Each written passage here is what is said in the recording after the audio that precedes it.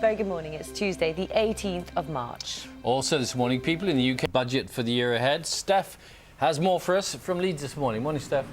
OK, Steph, thank you very much. More from you later. Thank you. Well, as Steph mentioned, Sainsbury's has this morning reported a fall in sales of 3.1% over the past 3 months. The drop... President Vladimir Putin will address the Russian parliament later today after he passed an order recognising Crimea as an independent state. Well, last night the European Union and the United States announced sanctions against key figures in Russia and said more could follow. Meanwhile, the Ukrainian parliament has approved the partial mobilisation of its armed forces. Well, our World Affairs correspondent, very quickly, just get us right up to date. Morning. So in Sydney. The United States is redeploying its naval vessels in the search for the missing Malaysian Airlines plane and is bringing in a surveillance aircraft. United Nations human rights investigators have released additional information on violations in Syria. The latest... The BBC has uncovered more detail about the mass shredding of documents relating to corruption in the Metropolitan Police. The destruction of the... A proposal is being considered which could mean that anyone who fails to buy a TV licence would no longer get a criminal record. 150 M. It is 12 minutes past 8. We're going to catch up with the weather right now. Carol has it for us, and there could be some cold on the way, I think. Morning. Thank you. Carol, thanks very much.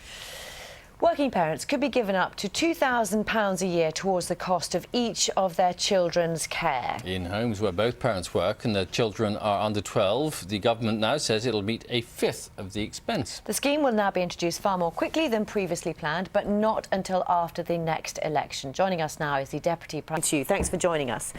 Lots of questions. First of all, who will this be available to?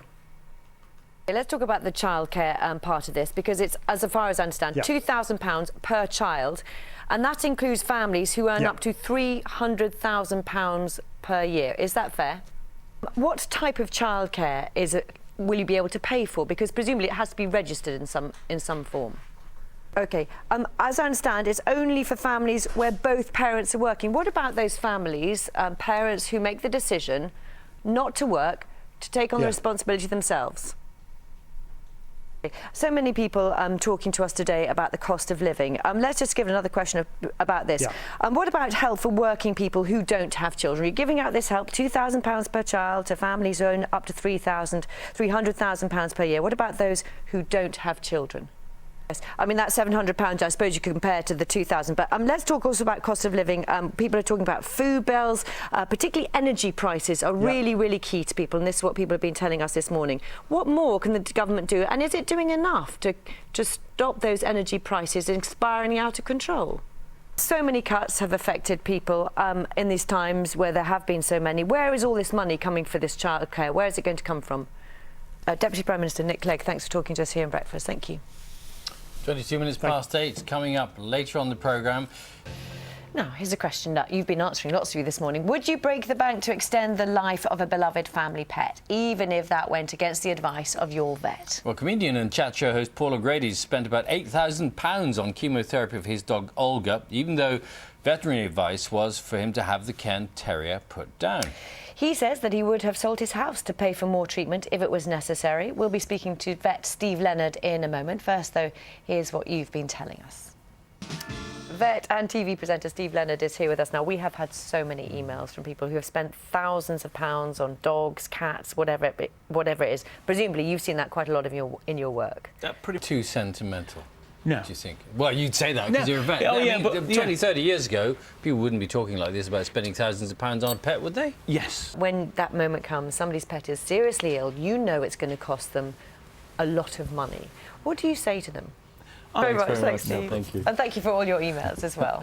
27 minutes past 8, coming up, the BBC. Time now to get news, travel and weather where you are. What you looking at? What you looking at? You.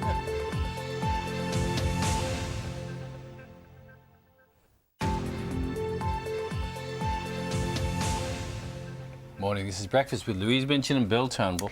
The latest news for you just after 8:30. Working parents are to be given up to £2,000 a year per child under revised plans to ease the cost of their care. The majority of British people believe their personal finances will not improve in the year ahead despite the continued recovery of the UK economy. Food ahead. The supermarket company Sainsbury has reported a fall in sales of 3.1% over the past 3 months. The drop ends the... The BBC's uncovered more details about the mass shredding of documents relating to corruption in the Metropolitan Police, the destruction of... Oh, yeah. You've said it out loud. Oh, you know yeah. I can't do it now, don't you? Everybody at home has to watch and see if I can be really serious about the last story. OK. You haven't even started it yet. Come on. OK. Wife curry. Here we go. The 7th annual UK were the winners. Mm-hmm. And they took home... What did they take home? They took home a barrel of ale. And? Presumably like that. And they also had some money. Oh, did they? Yeah, and they're competing in the World Champions final. Yeah, because the money helps them get to the World Championships in Finland. How do you know so much about this story? It's all written on your cue, the bits that you couldn't read. Honestly, that's hopeless. I'm sorry, I think we're going to say to you, right, you've got to do some now. What, wife carrying? Yes, or Nobody be carried. could carry me, I'm too big. Needs one very strong. Charlie's looking very strong these days. All right, Sally, thank you very much. Sally, thank you very much. It is 20 to 9. The economy might be improving, but most people in Britain have yet to feel any better off. That is according to a survey carried out by ComRes for BBC Breakfast. Food and utility bills are the costs people worry about most. Steph could tell us more. She's at the historic Kirkgate Market in Leeds to talk to people there about it. Morning. Thank you very much. We're going to continue talking about that right now. Joining us are 3 people who can see the impact of these costs from very different perspectives. Yeah, Mike O'Connor feels... What seems to be happening is so many people are turning now to discount stores, so they're going out. That's why they're going. I think people... Amount of money, people coming to you. I mean, at that stage, you know, things are really bad to try and pay back that amount of debt as well. One of the tragic... Thank you very much indeed. Mike O'Connor, Carly Smith and Andy Clark, thank you all very much. Thank you very much. And thanks also for all your comments to Steph and all the rest of it. It's 10 to 9. Last look at the weather now. Here's Carol. So will it be snow in North Wales particularly, we're asking? Well, if...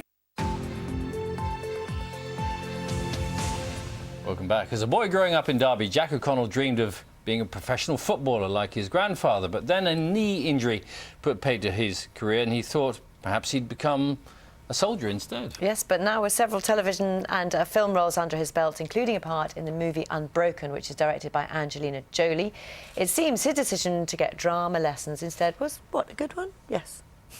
He portrays a 19-year-old young offender who finds his way in an adult prison. We'll talk to Jack in a moment. First, here's a scene from the film.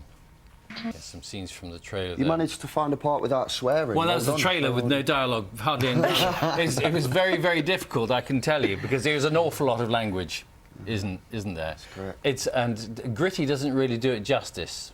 19-year-old called Eric Love, who's he's tough and had a tough life. Tell us a little bit about him. Well, yeah. The screenplay is by Jonathan Asser, who worked as a sort of prison therapist. I'm just wondering. I mean, there's some really hard stuff in there, and some. Committed by prisoners and against prisoners.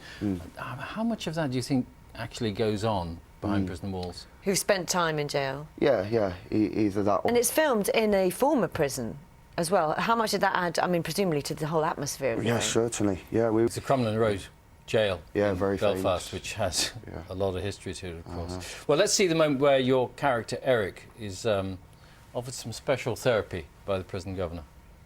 Then it all kicks off again. I was just about to swear again. You play a lot of hard characters. Does part of you yearn to be sort of gentler, more romantic, softy? Jolie, Unbroken, it's called, not out till later on this year. How do you get a role like that then? Well, you say you as a director. Oh, phenomenal, yeah. Yeah, word for word, apparently. Word for word. I mean, it's so... On the Seems raft. an Olympic athlete or an athlete survived a long time at sea. 40-odd days, yeah, and, you know, I'd survive. Yeah. And I always had that... And you have to, because of the roles that you're half the time you spend with your shirt off, you have to keep yourself in pretty good shape, don't you, Jack? Spend a lot of time in the gym, for instance? Yeah. Good. Well, good to see you, Jack. Good talking to you guys. Thank you for having me. It's OK. Jack's film Startups in cinemas on Friday. Yes, that's all we've got time for this morning. We're back tomorrow morning from 6 o'clock on BBC One. See you then. Bye-bye. Bye.